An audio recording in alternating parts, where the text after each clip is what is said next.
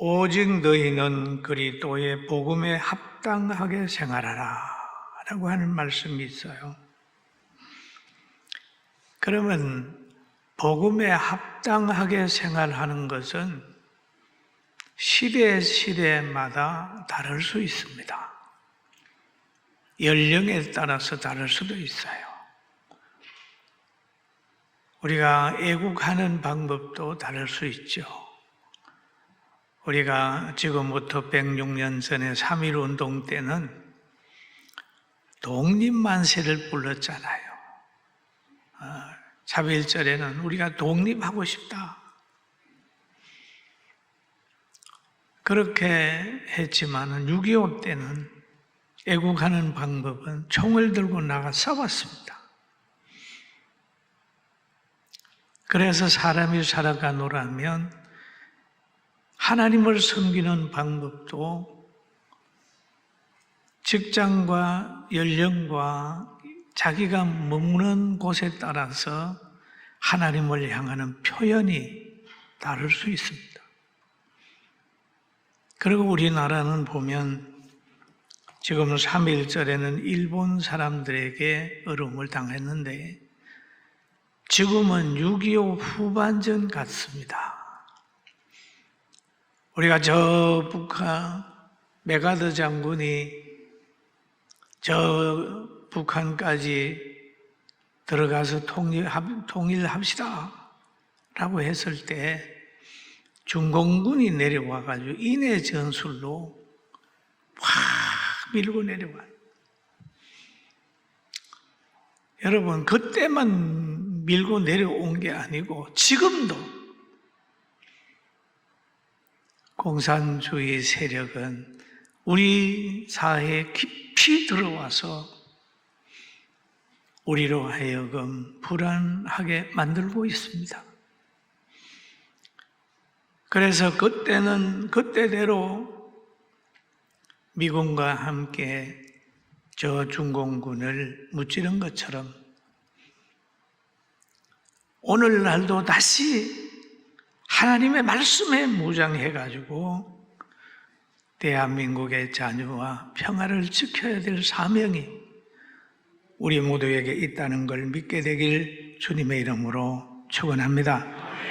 그리고 성경에 보면은 그런 말이 있어요. 너희는 세상을 이겨야 된다. 이겼다. 뭘로 이기느냐? 복음으로 이기는 것. 공중의 권세 잡은 악의 세력들이 얼마나 강하게 세상을 지배하려고 하는지 몰라요. 이럴 때 공중의 권세 잡은 악의 세력을 이길 수 있는 분이 누구냐? 하나님이고 예수님이고 성령님이십니다. 할렐루야. 그래서 예수님은 자기를 따르는 제자들을 향하여 요한복음 14장 6절에 이렇게 얘기를 합니다. 예수께서 이르시되 내가 곧 길이요 진리요 생명이니 나로 말미암지 않고는 아버지께로 올 자가 없다라는 얘기를 했죠. 여러분, 모든 사람들이 길을 잊어버렸습니다. 모든 사람이 거짓에 붙들려가지고 진리를 잊어버렸어요. 그리고 생명을 잊어버렸습니다. 그러니까 예수님께서 말씀하시기를 내가 길이다, 내가 진리다,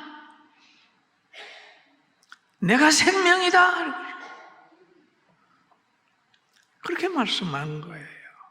그렇다면 예수님이 없는 사람에게는 길이 없어요. 진리가 없어요. 생명이 없어요.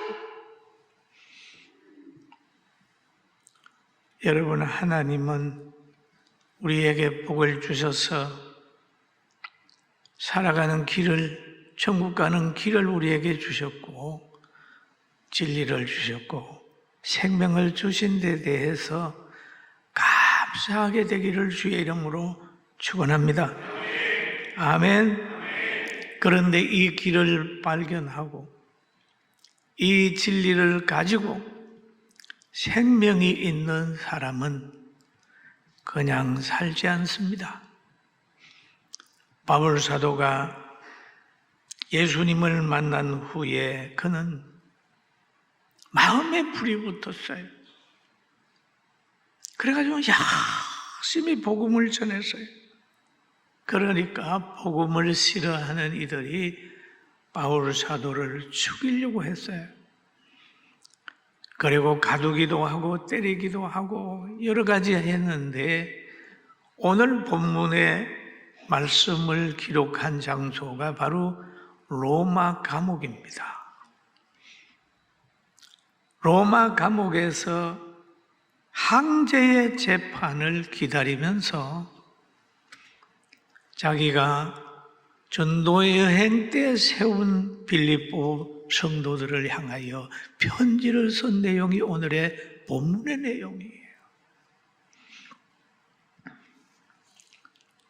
여러분, 감옥이라는 곳은 그때나 지금이나 불편합니다. 자유가 없고 거기에서 무슨 음식 먹을 자유가 있나요? 어디에 갈 자유가 있나요? 표현의 자유가 있나요? 무슨 자유가 있겠어요? 자유를 다 뺏겨버렸습니다. 그럼에도 그는 믿음이 변하지 않았어요. 감옥에 바울 사도 안 갈 수 있습니다. 예수 안 믿는다고 하면 안 갈 거 아니에요. 복음 안 전한다고 생각하면 안 갈 거 아니에요. 두드리 맞아도 심령의 매임을 받아가지고 복음을 전하는 그 불편한 장소에 있으면서도 성도들을 사랑하는 마음이 가슴에 불꽃처럼 타오르고 있었습니다. 사도행전 20장 22절에 보내 이런 말씀이 있죠. 보라, 이제 나는 심령에 매여 예루살렘으로 가는데 거기서 무슨 일을 당할는지 나는 알지 못하노라. 그 예루살렘은 선지자들을 많이 박해를 했어요. 그런데 성령이 바울 사도의 심령에 매여 가지고 예루살렘으로 가게 간, 사람에 의하여 결박돼 가는 게 아닙니다. 심령에 매여서 가는 거예요. 여러분, 심령에 매여 있는 것이 제일 안전하고 귀한 겁니다. 여러분, 사랑하는 사람을 믿는 곳에 가는 거 보세요. 누가 가라 그래서 가나요? 심령에 매이면, 사랑이 심령에 매이면 그 사랑 따라 국경도 초월하고 환경도 초월하고 생명도 초월하고 가는 거예요. 심령에 매임. 여러분, 우리가 신앙생활도 심령에 매여하고 사랑도 심령에 매여해서 늘 가슴 속에 성령의 은혜가 있기를 주의 이름으로 축원합니다.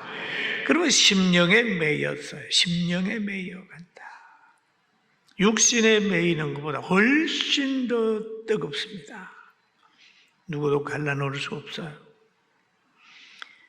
그러면 성령에 의해서 심령에 매이게 되면은 성령에 지배받는다고 하는 말인데, 갈라디아서에 보면은 바울이 갈라디아 교회에 한 내용을 보면은 성령의 열매에 대한 이야기를 하고 있어요. 오직 성령의 열매는 사랑과 희락과 화평과 오래 참음과 자비와 양성과 충성과 온유와 절제니 이 같은 것을 금지할 법이 없느니라. 그럼 심령에 매여 있다고 하는 걸 보면은 사랑에 매여 있는 겁니다. 그리스도의 사랑에 매여 있는 거예요. 기쁨에 매여 있는 거예요. 인내와 참음과 자비에 매여 있는 거예요.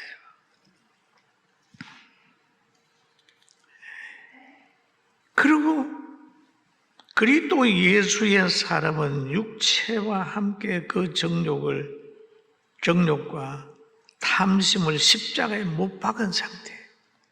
그 얘기를 하는. 바울 사도는 사랑에 붙들려가지고 지금 감옥에 있으면서도 감옥에 있는 사람의 글귀가 같지 않아요. 희망을 얘기를 하고 있습니다. 성경에 보면 그런 말이 있어요. 내가 육신으로 사는 것이 너희를 위하여 더 유익하니라. 그러니 육신으로 사는 것이 나에게 유익한 것보다 너희에게 더 유익하니라.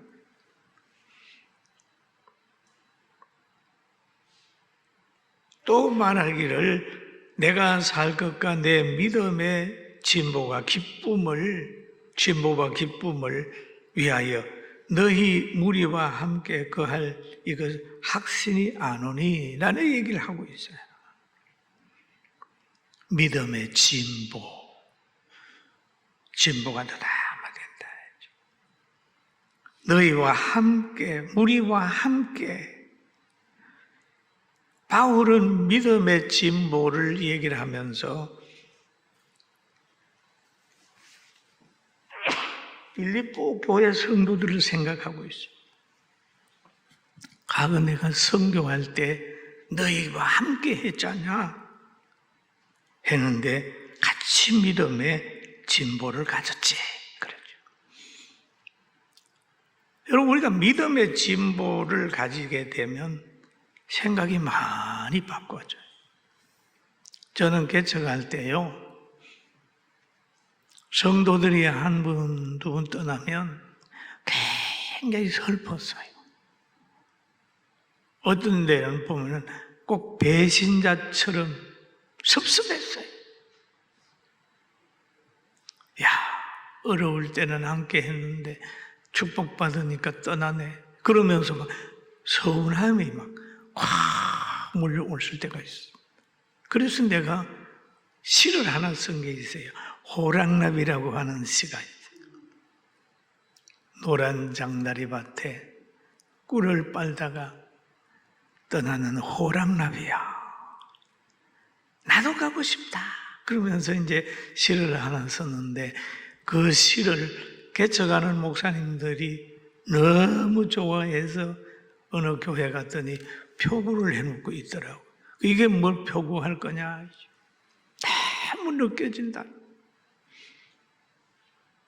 자기가 좀 도움이 될 때는 꿀을 빨다가 목회자가 어려움 당하게 되면 완전히 미련 없이 떠나는 걸 보면서 너무너무 했는데 이 시 한 편이 자기를 위로했노라고 그러더라고요. 그런데 지금은 아니에요. 지금은 떠나든지 거하든지 지금은 함께 있는 기간 참 행복했다. 몇 년을 함께 했는데 참 행복했다. 그러잖아요. 여러분, 어떤 사람하고 교제하다가 헤어지면 슬퍼한 것보다도 헤어지기 전에 즐겁게 지냈던 그때가 얼마나 행복해요. 그래, 그 기간 동안 행복했어. 회사를 돌아보면서 회사에 들어가서 회사를 키운 다음에 그만 그 회사에서 잘렸다고 생각을 해봐요. 만약에 이렇게 내가 잘했는데 나를 잘라? 그러지만은 성숙한 사람이 되면 돌아서서 그래, 내가 이 회사에 다니면서 그래도 자녀 공부시키고 내가 젊음을 다 바치면 즐겁게 살았어. 그래, 축복하고 나오는 거죠. 믿음의 진보가 있으면 모든 환경을 보면서 현재만을 보는 게 아니라 과거에 행복했던 때를 생각하면서 하나님께 영광을 돌리는 거예요. 할렐루야. 바울 사도가 열심히 주의 일을 했는데 마지막에는 뭡니까? 감옥입니다. 감옥. 육신적으로 생각하면 하나님, 내가 결혼도 안 하고 열심히 살았는데 이 감옥에서 이렇게 있습니다. 원망할 수 있지만 바울 사도는 하나님을 바라봤어요. 하나님, 천국을 바라봤어요. 그러면서 그는 펜을 잡아서 오직 너희는 그리스도의 복음에 합당하게 생활하나 이는 내가 너희를 가보나 떠나 있으나 너희가 한 마음으로 서서 한 뜻으로 복음의 신앙을 위하여 협력하는 것과 라는 얘기를 하고 있습니다. 성경에 보면 세례 요한도 또 그런 말을 하고 있습니다. 요한이 많은 바리새인들과 사두개인들이 세례 베푸는데 오는 것을 보고 이르시되 독사의 자식들아, 누가 너희를 가르쳐 임박한 진노를 피하라 하더냐? 라고 얘기를 하면서 회개에 합당한 열매를 맺어라 라는 얘기예요. 그리스도인들은 복음에 합당한 생활을 해야 되고, 회개된 사람은 회개에 합당한 열매를 맺고 살아라. 복음에 합당한 열매는 어떤 열매입니까? 그리스도의 복음에 합당한 열매, 구원받은 사람이 살아가는 바른 삶을 살아가는 것. 예수님 만난 자는 복 있는 자인데 복 있는 사람처럼 살아가는 거예요. 구원받은 사람으로 살아가는 거예요. 구원받은 사람이 얼마나 복이 있습니까? 하나님이 사랑해가지고 독생자를 주셨어요. 엄청난 복을 받았잖아요. 하나님의 사랑과 믿음의 행위가 구원의 열매인데 그 사랑을 성령의 은혜를 받고 영접해야 된다. 영접하는 자고 그 이름을 믿는 자에게는 하나님의 자녀가 되는 권세를 주셨으니 우리 하나님의 자녀가 되는 권세를 받았어요. 믿습니까? 믿습니까? 이 권세 대단한 거예요. 여러분의 가정에 제일 권세 있는 사람이 누구냐면 자녀입니다. 자녀는 아버지 방에 들어오는데 노크도 안 하고 들어와요. 아버지 거 갖다가 좀 서도 아버지 고소 안 해요. 왜? 내 자녀니까. 하나님의 자녀가 됐다는 거 얼마나 큰 영광인데 이것을 너무 가볍게 생각합니다. 사랑하는 성도 여러분, 우리는 복받은 것을 생각하면서 날 은혜로운 삶을 살게 되기를 주님의 이름으로 축원합니다. 보세요. 예수님이 이 땅에 오셨어요. 예수님을 만나니까 요한복음 5장에 보면 그런 말이 있습니다. 그 예루살렘 양문 곁 베데스다라고 하는 못이 있는데 거기에 38년 된 환자가 있어요. 예수님이 거기에 나타나셨어요. 예수님이 딱 보니까 병이 오래된 것을 아시고 물어봅니다. 너가 낫고자 하느냐? 병자가 대답해요. 주여, 물이 움직일 때에 나를 못에 넣어주는 사람이 없어 내가 가는 동안에 다른 사람이 먼저 가나이다. 환경을 핑계하는 거예요. 낫고자 하느냐 하면 예, 낫기를 원합니다. 그러면 되는데 자꾸 환경을 핑계하는 거예요. 다른 사람이 어떻고 그러는 거예요. 여러분, 예수 잘 믿기를 원하십니까? 원하십니까? 예, 그러면 돼요. 아멘 하면 되는데, 아이고, 저는요, 잘 믿을 환경이 안 돼요. 저는 누구 때문에요? 안 돼요, 안 돼요. 그러지 말라고. 잘 믿기를 원하느냐? 아멘. 낫기를 원하냐? 아멘. 그러잖아요. 여기 보세요.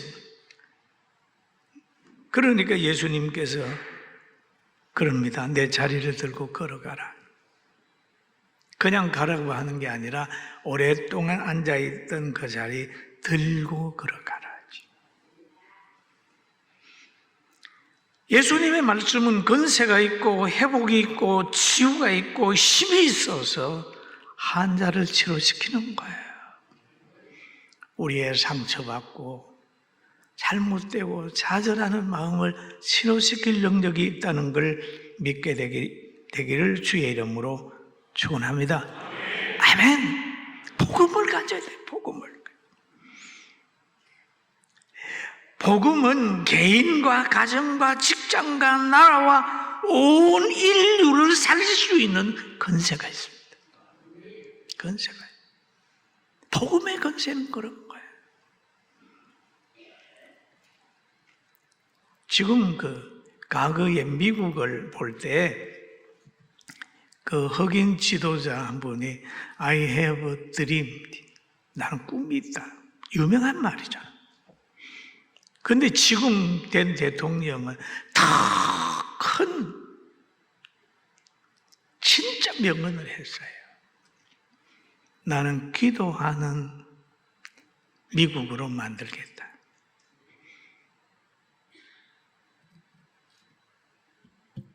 Make America Great Again. 다시 기도하는 미국으로 만들겠다. 얼마나 멋있어요. 가능합니다. 여러분들도 예수님 안에서 회복이 가능하다는 걸 믿게 되길 주의 이름으로 축원합니다. 아멘. 회복합니다. 또 성경에 보세요. 마귀를 쫓아낸 부분들이 있어요. 마태복음에 보면은 이런 말이 나와요. 예수님께서 온 갈릴리에 두루다니다가 해당에서 가르치시니 천국 복음을 전파하며 백성 중에 모든 병과 모든 악한 것을 고치시니 그 소문이 온 수리아에 퍼졌습니다. 많은 사람이 찾아왔어요. 귀신 들린 사람, 간질하는 사람, 중병병자 나왔는데 예수님께서 다 고쳤습니다. 그리스도의 복음은 마귀와 사탄과 거짓의 영에 거하는 모든 것을 치료시켜. 믿습니까? 그거를 저는 과거 개척할 때는 그냥 성경 보고요. 성경이 그렇다고 하니까 막 그런 줄로 믿고 전했는데 지금은 46년 쭉 목회를 하다가 보니까 그게 이루어지고 사실인 것을 체험하는 거예요. 체험하게 되니까 설교를 하게 되면 더 확신을 가지고 하는 거죠. 바울 사도도 보면은 예수님 만나고 전도하면서 그걸 많이 체험했기 때문에 확신을 가지고 지금 빌립보 성도들에게 말하고 있어요. 그리고 예수님을 복음 안에 있는 사람은 근심하지 말라. 하나님이 책임지겠다는 말씀을 하시고 있습니다. 그러면서 말씀하지요. 너희는 예수님의 마음, 한 마음으로 서서 한 뜻으로 복음의 신앙을 위하여 협력하라고 하는 쭉 말씀을 합니다. 그리고 두려워하지 말라. 두려워하지 말라. 라고 얘기한 다음에 한 마음을 가져라. 한 마음은 누굽니까? 가정 같으면 남편 마음입니까? 아내 마음입니까? 자녀 마음입니까? 이 마음은 아니에요. 예수님의 마음이에요. 할렐루야. 그러니까 가정에서나 나라에서 누구 한 사람의 마음을 따라가려 하면 잘못하면 독재자의 때가 될 수밖에 없어요. 한 마음, 예수님의 마음. 네 마음도 아니고 내 마음도 아니고 예수님의 마음. 교회도 목사 마음도 아니고 장로 마음도 아니에요. 누가? 예수님의 마음. 그 마음이 왕노릇해야 돼. 뜻도 마찬가지입니다. 한 뜻. 이거 예수님의 뜻이죠. 하나님의 뜻이죠. 그 얘기를 쭉 하고 있습니다. 그러면서 대적하는 자들을 때문에 두려워하지 말라. 두려워하지 말라. 빌립보 성도들을 보고 두려워하지 말라라는 얘기를 하잖아요. 두려워하면 안 돼. 두려워하지 마라. 여기에 보면은 이 성도가 교회를 대적하는 자나 자유민주주의 신권과 인권을 부정하는 사람들, 공산주의자들, 이런 사람 두려워하지 마라. 여러분, 강하고 담대하기를 주의 이름으로 축원합니다. 두려워하지 마라. 두려워하는 것은 성경적이 아니에요. 예수님을 가소평가하는 거예요. 부모님을 손을 잡고 가던 아이가 조그마한 강아지가 옆에 와서 막 물락거리는데 겁이 나서 쩔쩔 매면 웃기는 거잖아요. 부모님은 강아지 이기는데 두려워하지 않고 그럽니다. 아빠, 저 개 한번 차봐. 강아지 팍 차면 강아지 같은 거야 뭐 문제 없잖아요. 우리가 믿는 하나님은 전능하신 하나님이기 때문에 두려움이 올 때 두려움을 두렵게 하는 대상을 두려워하지 마. 하나님, 이길 실력을 주세요. 그래서 기도하는 거고 세상을 이길 수 있는 권세가 있는 거예요. 믿습니까? 따라하지. 나는 하나님의 사람이다. 두려워하면 안 돼요. 두려워하면 안 돼요. 그리고 예수님께서도 또 그러잖아요. 약하고 음란한 세대가 표적을 구하나 선지자 요나의 표적밖에 보여줄 게 없다라고 하는 말씀도 한 내용이 있습니다. 그리고 형제들아, 세상이 너희를 미워하여도 이상하게 여기지 마라. 참 명예죠. 세상이 너희를 미워하거든 이상하게 여기지 마라. 여러분, 미움받을 각오가 되어 있습니까? 성도는 미움받을 각오가 되어 있어야 돼요. 아니요할 수 있는 실력이 있어야 돼요. 자기를 이겨야 돼요. 쩔매고 요즘에 크리스찬 중에서 판검사도 있고 국회의원도 있는데 가만 보니까 그거 뭐 떨어질까봐 짤짤짤 빼고 따라다니는 거, 이야, 저런 사람들이 있는가.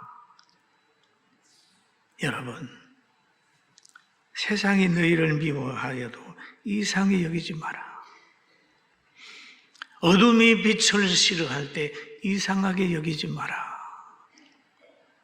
비진리가 진리를 대적할 때 이상하게 여기지 마라. 당연한 거죠. 예수님이 말씀.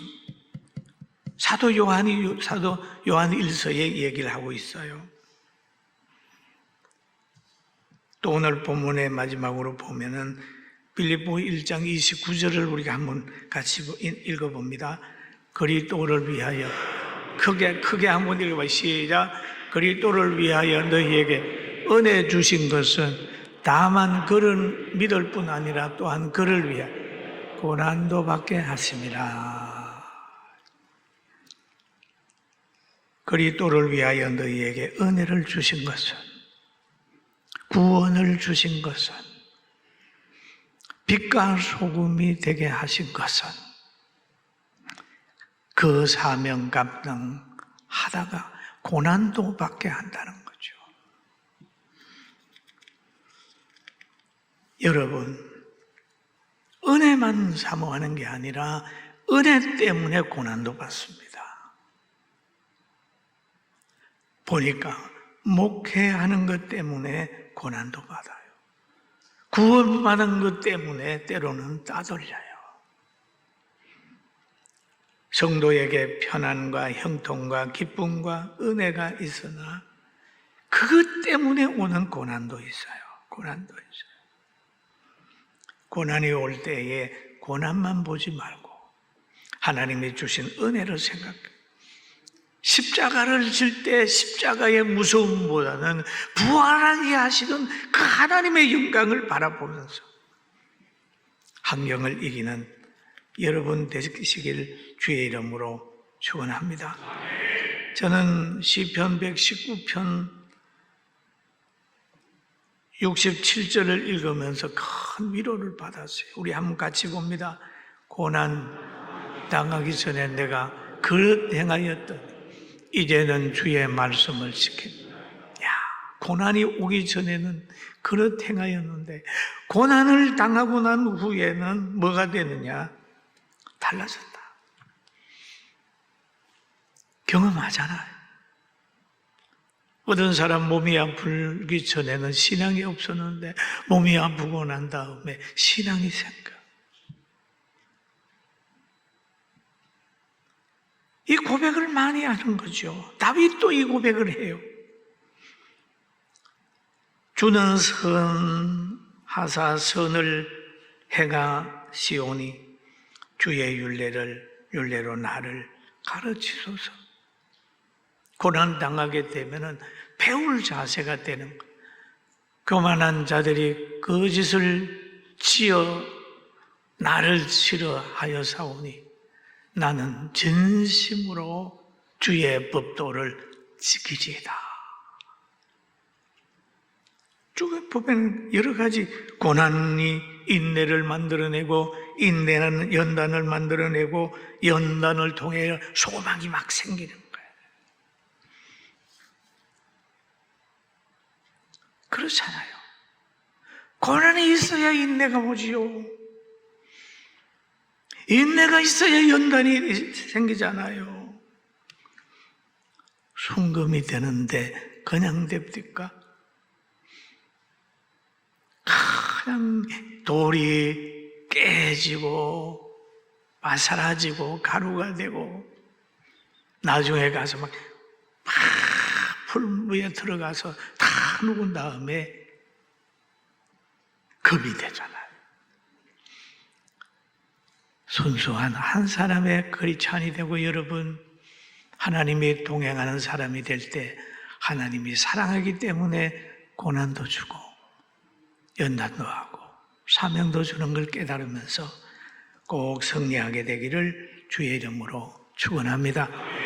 여기에 이 편지 마지막 부분, 1장 마지막 부분에 보면 이런 말을 하고 있어요. 너희에게 이 같은 싸움이 있으니, 이 같은 싸움이 있으니 너희가 내 안에서 본 바요. 이제도 내 안에서 듣는 바니라. 내가 고난 복음 전하다가 박해받는 거 너희 봤지 않냐? 내가 감옥에서 지금 편지 써서 너희에게 보내는 거 너희가 듣지 않냐? 그 말. 여러분 오늘 빌립보서의 이 말씀이 여러분 우리 마음에 있어서 고난을 즐기고 미움받을 용기를 가지고 세상을 이겨나가게 되길 주의 이름으로 축원합니다.